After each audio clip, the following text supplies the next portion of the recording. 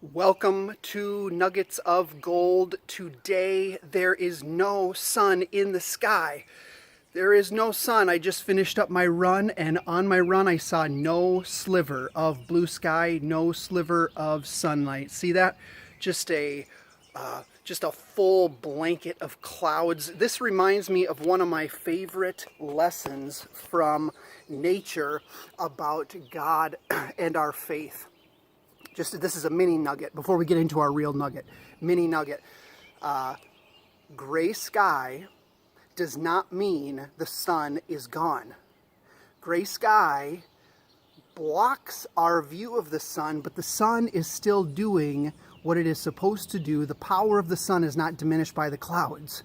That is such a significant and powerful lesson for our faith when things in our life cloud our view of God, cloud our thoughts of God, cloud our faith in God. He has not changed. His power has not changed. His glory, his blazing glory like the sun has not changed. If it's cloudy in your sky today, whether up in the air or in your life, God has not changed. That is mini nugget. I'm going to play with the camera a little bit here. There we go. And let's get into our real nugget. Yesterday's card had 2 verses on it, and we're going to take the second verse today just to build on the theme. 1 Thessalonians 5:16 through 18. It says 3 verses, but in fact these are tiny little phrases in 1 Thessalonians. They say this: be joyful always, pray continually, give thanks in all circumstances, for this is God's will for you in Christ Jesus. Let's hear it again. Be joyful always, pray continually, give thanks in all circumstances, for this is God's will for you in Christ Jesus. Pause, pray, think. Let's talk.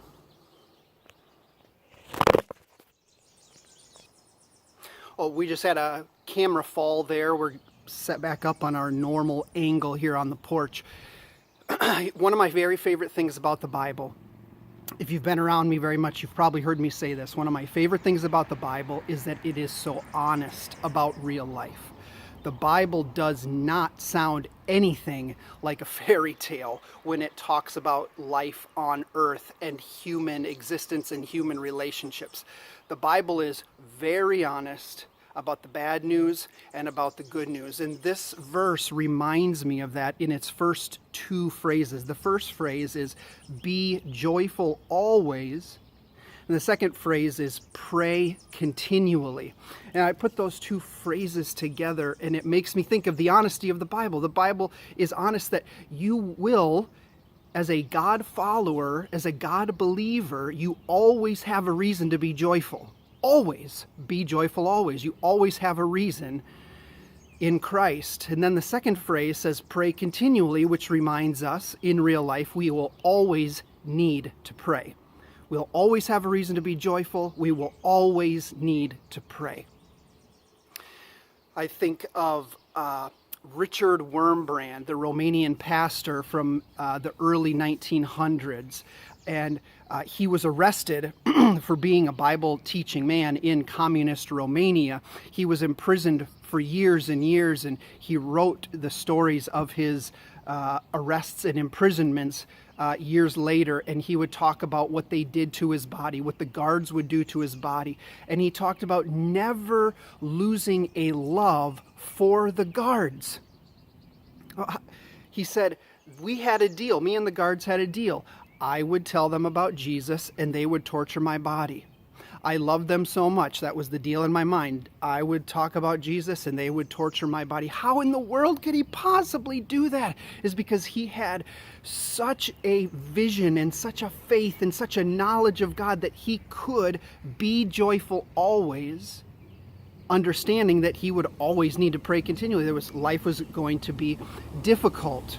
Well, bringing that a little bit closer to home, our daughter last year went to the hospital with this brain tumor and went through the brain tumor surgery. And as we were navigating through that and not knowing what the outcome would be, we had reasons to be joyful every day, and not medical reasons. Some of the days the medical news was bad.